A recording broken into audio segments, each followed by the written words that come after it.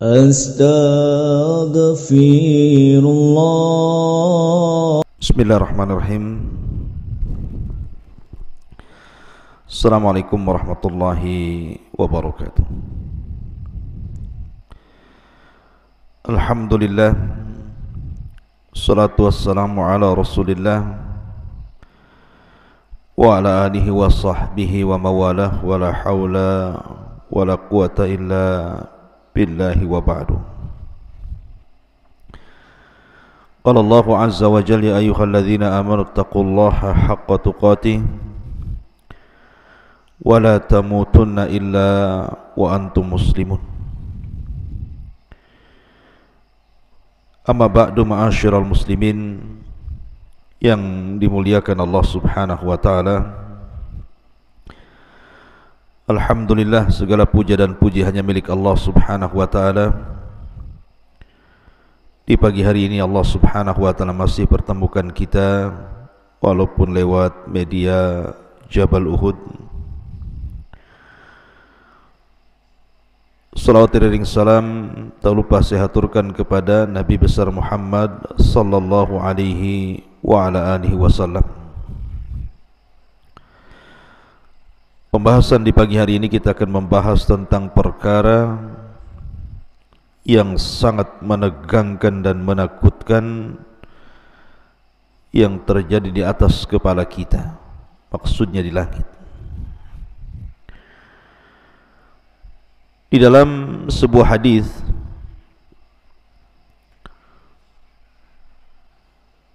yang dikeluarkan oleh Abu Nuaim,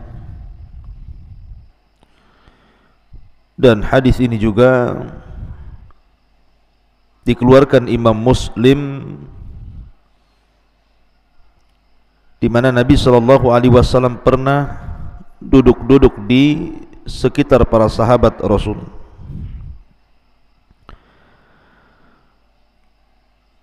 Tiba-tiba kemudian Nabi SAW dan juga para sahabat Rasul melihat ada gugusan bintang, semacam meteor yang jatuh dari langit, kemudian memancarkan cahaya.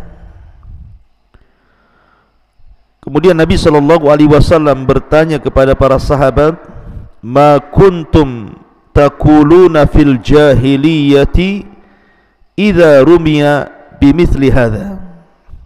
Kata Rasul, bagaimana pendapatmu atau pendapat kalian ketika kalian di masa jahiliyah apabila terjadi gugusan bintang atau terjadi meteor jatuh? Bagaimana pendapat kalian di waktu itu? Maka para sahabat Nabi SAW sebagai adab mereka kepada Allah dan Rasulnya mengatakan, Allahu wa rasuluhu a'lam. Allah dan Rasulnya yang lebih paham. Kunna naqul, kemudian para sahabat mengatakan, kami katakan,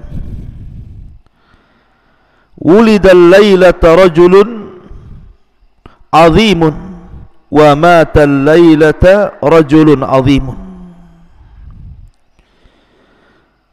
Boleh jadi wahai Rasul, dengan adanya gugusan bintang ataupun adanya meteor jatuh itu karena akan lahir orang yang sangat agung di masa depan, atau boleh jadi telah meninggal orang yang dianggap agung pada saat hari ini. Maka Nabi SAW meluruskan bahwa meteor jatuh atau gugusan bintang yang jatuh itu bukan karena itu. Persis seperti kejadian gerhana matahari di zaman Rasul. Ketika Ibrahim meninggal dunia, itu bertepatan dengan gerhana matahari.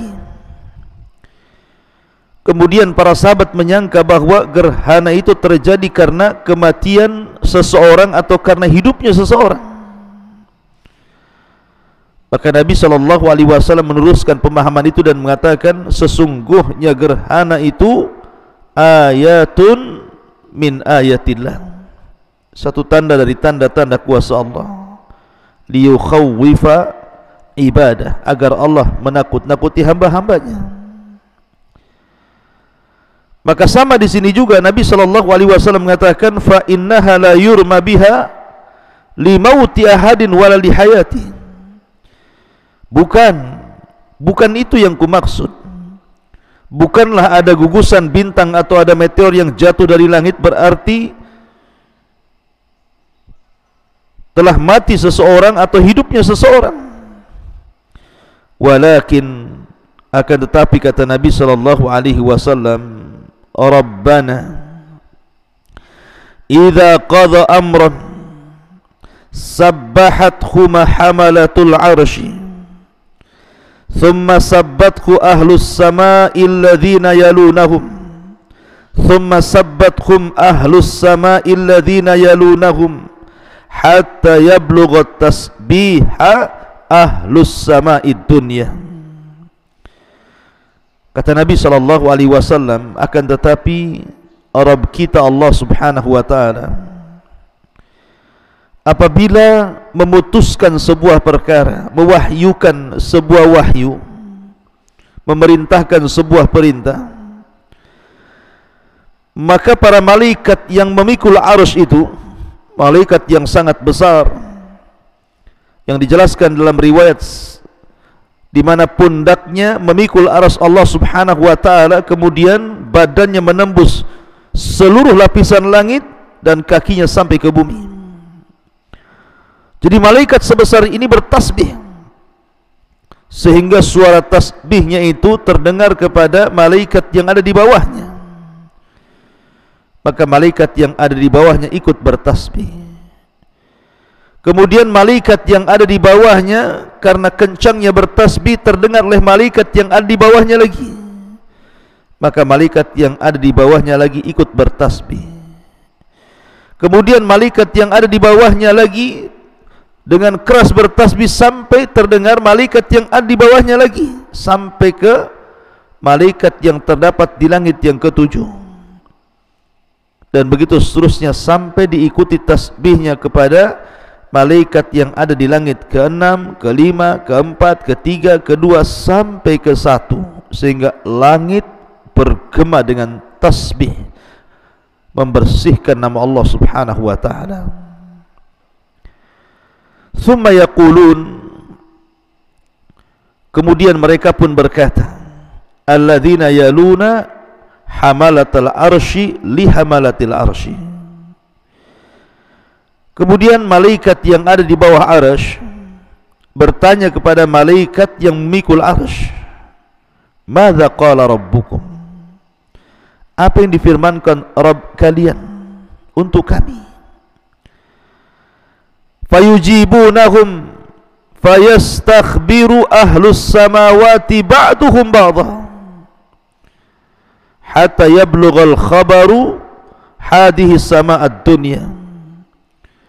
Maka malaikat pemikul arsy pun kemudian menghabarkan titah perintah Allah. Akhirnya kemudian oleh malaikat yang di bawahnya disampaikan kepada malaikat yang di bawahnya, disampaikan lagi kepada malaikat yang di bawahnya, sampailah khabar ini di langit dunia, langit yang kita lihat. Maka malaikat pun membicarakan putusan Allah Subhanahu wa ta'ala itu. Lah disinilah kisah dimulai. Fatakhtiful jinnus sam'ah fayulqunahu ila awliyaihim fama ja'u bihi ala wajhihi fahuwa sahihun walakinnahum yufarrikuna fihi wa yaziduna faturma syayatin bin nujum. Ketika para malaikat berbincang-bincang soal perintah Allah itu, maka jin-jin yang berusaha naik ke langit, mereka punya pos-pos, punya tempat-tempat yang duduk mendengarkan dan mencuri kabar dari malaikat. Karena mereka tidak sabar, terkadang baru dapat satu kalimat, langsung kemudian kalimat itu disampaikan kepada jin yang berikutnya, kemudian disampaikan kepada jin yang berikutnya, sampai kepada jin yang ada di bumi. Maka jin yang ada di bumi ini telah membawa khabar yang benar, akan tetapi telah mencampur adukkan dengan kedustaan, menambah dan mengurang. Akhirnya kalimat itulah yang diperjualbelikan oleh jin kepada paranormal, kepada para dukun, para bomo dan yang semacamnya. Ma'asyiral muslimin yang dimuliakan Allah Subhanahu wa taala, hadis ini kalau boleh saya ringkas ceritanya. Ketika Allah Subhanahu wa taala hendak berfirman kepada para malaikat, kita tahu bahwa malaikat yang berhak, yang ditugaskan menerima wahyu adalah malaikat Jibril. Jadi malaikat Jibril ini dia satu-satunya malaikat yang memang ditugaskan oleh Allah untuk mendapatkan wahyu pertama kali sebelum malaikat yang lainnya. Dan ketika Allah Subhanahu wa taala hendak berfirman, maka suara firman Allah Subhanahu wa taala itu dijelaskan, idza arada Allah an yuhiya bi amrihi takallama bil wahyi, fa idza takallama akhadatis samawati minhu rajfah aw ra'dah, fa idza sami'a dzalika ahlus samawati su'iku wa kharru lillahi sajida. Jadi apabila Allah Subhanahu wa taala hendak mewahyukan sesuatu, menurunkan wahyu, maka langit itu akan bergoncang. Kenapa demikian? Karena takutnya malaikat yang ada di langit itu kepada Allah Subhanahu wa taala. Maka mereka mengepakkan sayapnya karena takut luar biasa sehingga menggetarkan langit. Maka apabila penduduk langit kemudian mendengar firman Allah Subhanahu wa taala, maka mereka mendengar seperti suara gemerincing besi yang dipukul-pukul di atas batu, dan itu menjadikan mereka pingsan. Kemudian mereka pun tersungkur sujud. Maka yang pertama kali siuman dan mengangkat kepalanya adalah Jibril. Maka Allah Subhanahu wa taala hanya bicara dengan Jibril saja, karena yang lain siut, yang lain pingsan dalam posisi mereka sujud.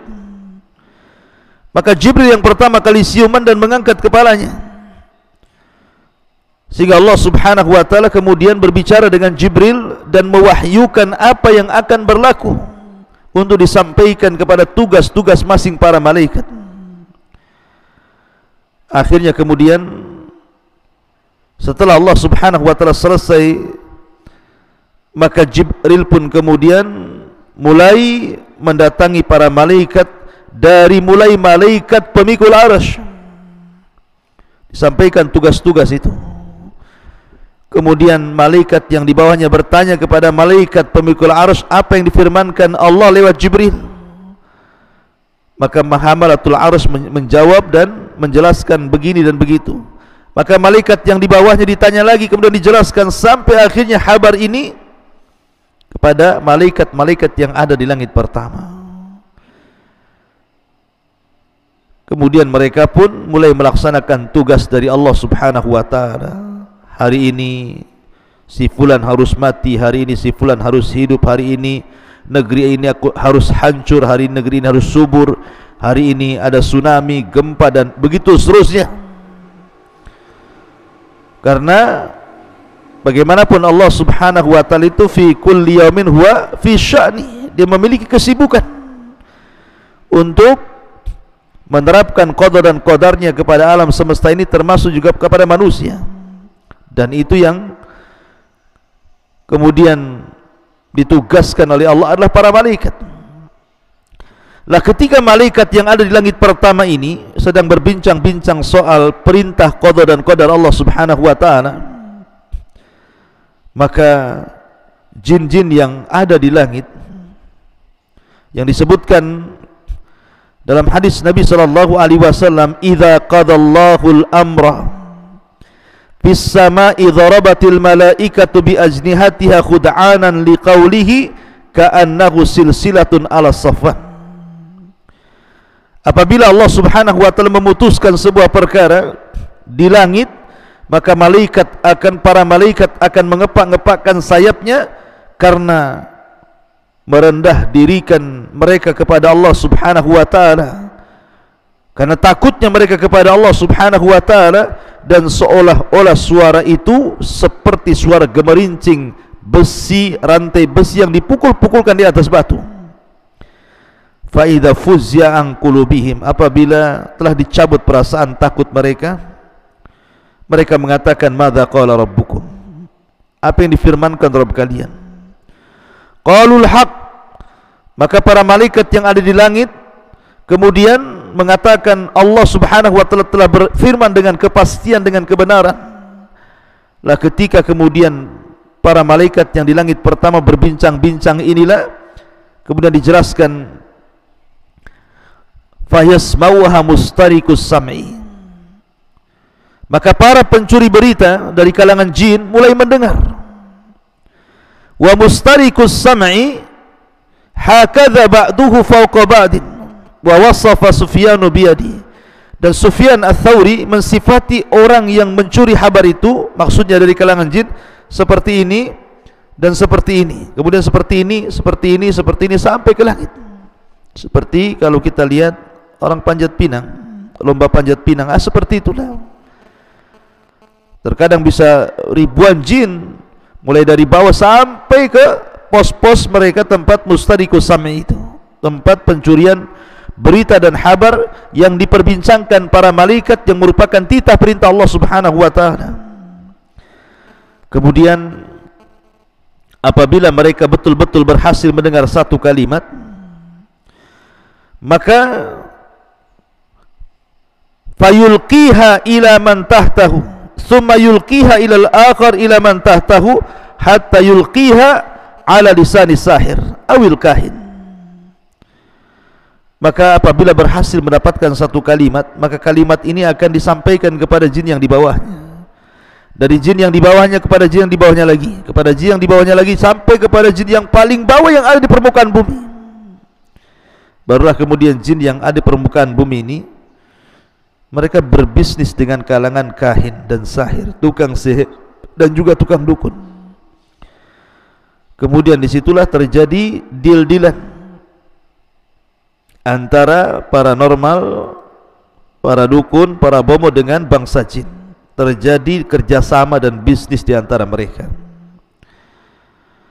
Kemudian warubbama alqaha qabla an yudrikahu, tetapi terkadang jin-jin itu juga tidak berhasil sampai ke langit, karena akhirnya mereka pun dilempar oleh meteor-meteor itu, oleh gugusan-gugusan bintang itu, hingga terbakar dan mati. Makanya Allah Subhanahu wa taala berfirman menghikayatkan ucapan para jin, wa anna lamasna as-samaa'a fawajadnaha muliat harashan syadida wa syuhuba.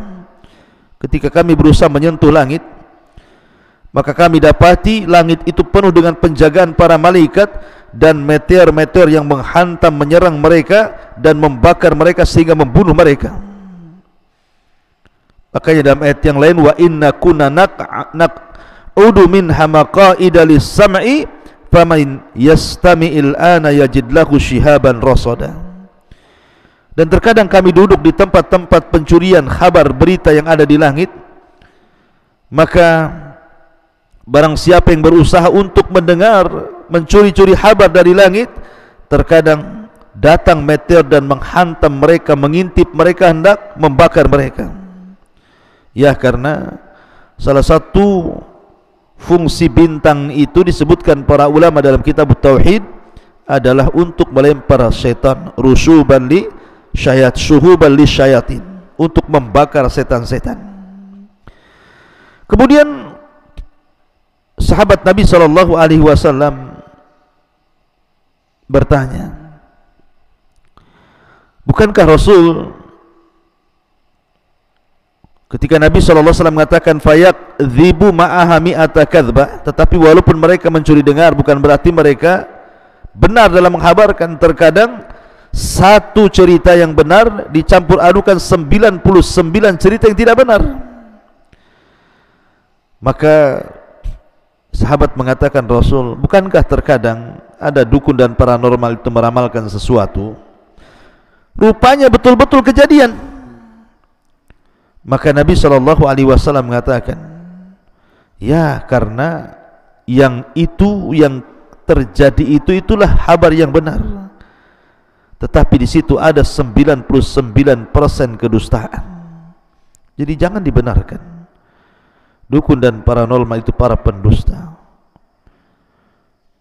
Ma'asyiral muslimin yang dimuliakan Allah Subhanahu wa taala, bagaimanapun Allah yang mengatakan qul la ya'lamu man fis samawati wal ardi al-ghaiba illallah. Katakan ya Muhammad, tidak ada yang tahu, orang yang ada di langit atau orang yang ada di bumi, tentang kegaiban ini kecuali Allah Subhanahu wa taala. Alimul ghaibi fala yudhiru ala ghaibihi ahada.